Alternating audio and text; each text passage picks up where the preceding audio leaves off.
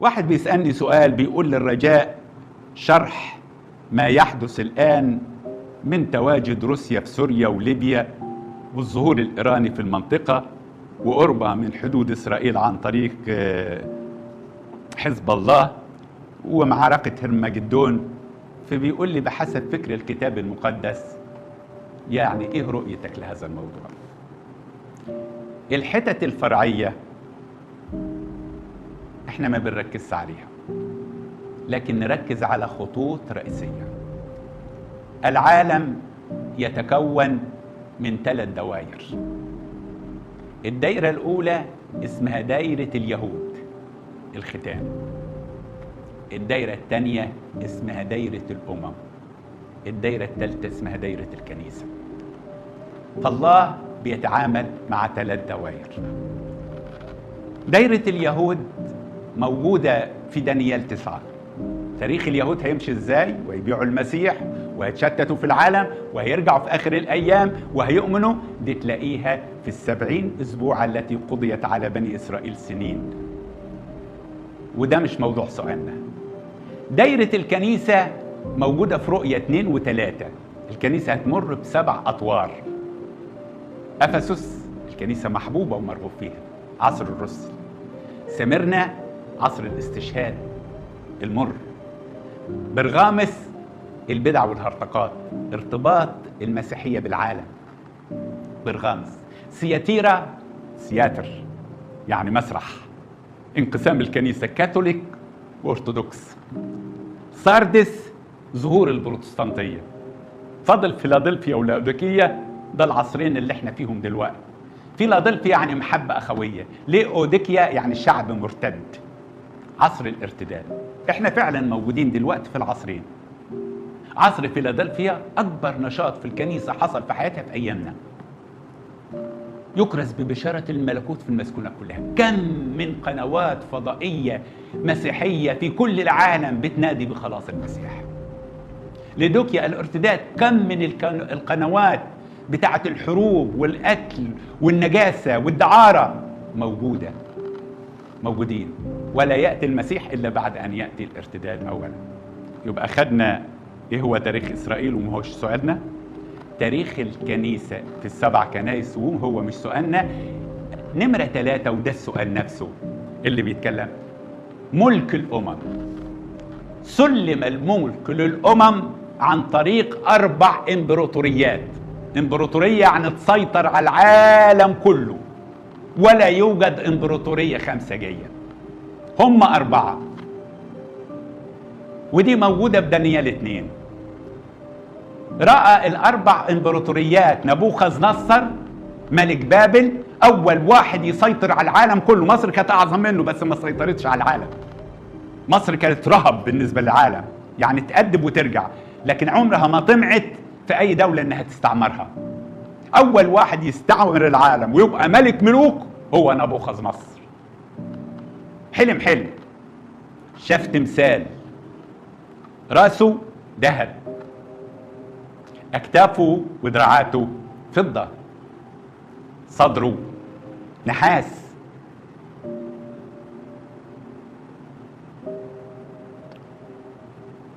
رجليه وبطنه حديد، صوابع رجليه حديد بخزف. جاب 4 معادن. أول معدن الذهب. نبوخذ نصر أغلى حاجة هي الذهب. كان ملك ملوك، ديكتاتور، يحيي من يشاء ويقتل من يشاء بكلمة. قال له بعدك هتقوم مملكة تانية، مملكة بابل وأشور، دي نمرة 1 اللي هي في العراق وسوريا، وسقطت. قامت المملكة نمرة 2 اللي هي مادي وفارس اللي هي إيران، ودي الفضة، وسقطت. قامت الإمبراطورية الثالثة النحاس اليونان، اسكندر المقدوني، وسيطر على العالم، ودي سقطت. قامت المملكة الرابعة ودي الأخيرة، وحديد يعني قاسية وشرسة، ودي الإمبراطورية الرومانية. في عصر الإمبراطورية الرومانية جه المسيح والإمبراطورية صلبته في شخص بيلاطس البنطي، واللي قدموه للصليب هم اليهود، واشتركوا معا في صلب المسيح.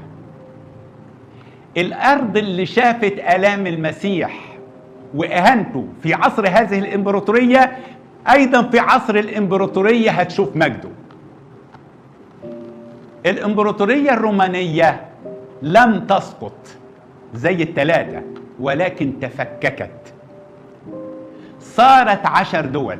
اللي هي الإمبراطورية الرومانية اللي هي أوروبا، مش روما، أوروبا كان مركزها أو عاصمتها روما، انقسمت ل10 دول. الحديد والخزف عمرهم ما يتحدوا مع بعض، وأوروبا عمرها ما هتبقى دولة واحدة تاني، بس هيبقوا موجودين متحدين اتحاد كونفدرالي. في امبراطوريات حاولت تصعد، بس ما فيش غير ال4 دول، وكل امبراطورية تحاول تسيطر على العالم هتفشل. جه نابليون بونابرت حب يسيطر على العالم، فشل. جت انجلترا حبت تسيطر على العالم كله، ايوه استعمرت بلاد كتيرة من الشرق للغرب، لكن مش العالم كله، وراحت. فرنسا راحت. جم العثمانيين ما قدروش يكونوا امبراطورية، لكن قدروا يكونوا خلافة للدول العربية والإسلامية وسقطوا. وزماننا ده أردوغان عايز يرجع ويفتكر إن هيقدر يرجع الخلافة الإسلامية، ومش هيحصل، ولا أي امبراطورية هتحصل. لكن ظهرت قوتين، الشيوعية والرأسمالية. الشيوعية متمركزة في روسيا وسقطت الشيوعية، والرأسمالية ممثلة في أمريكا. امرأة، كلمة أمريكا كلمة لاتينية يعني امرأة مثمرة. يقول لك في سفر الرؤيا امرأة جالسة على الوحش. مين هو الوحش؟ أوروبا، كتم على نفس أوروبا. أوروبا بتعمل 1000 حساب لأمريكا، لكن ستسقط.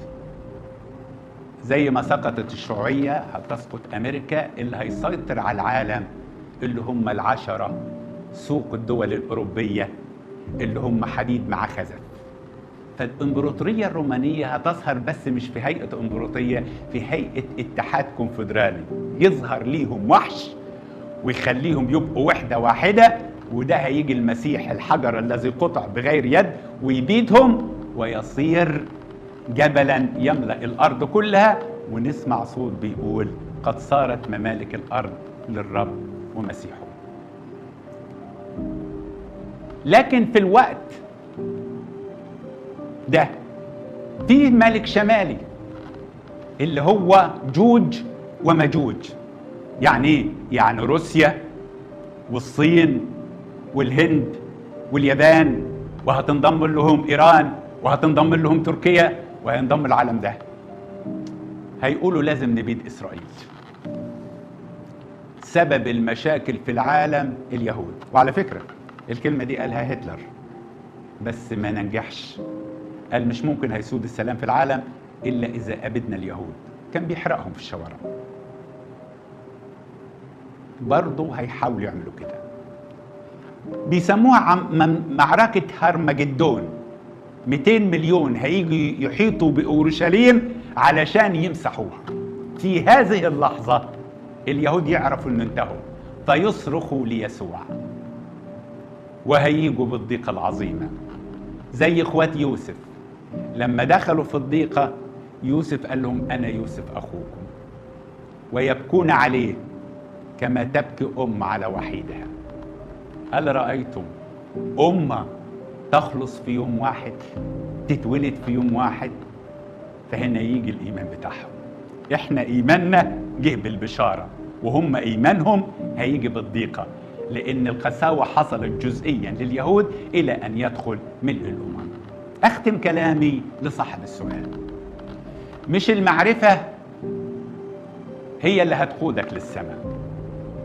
المعرفة ما إلا جرس إنذار بيقول لك إن العالم أعد نفسه للدينونة. هل أنت أعددت نفسك للقاء العريس؟ أمين. أرجو أن يكون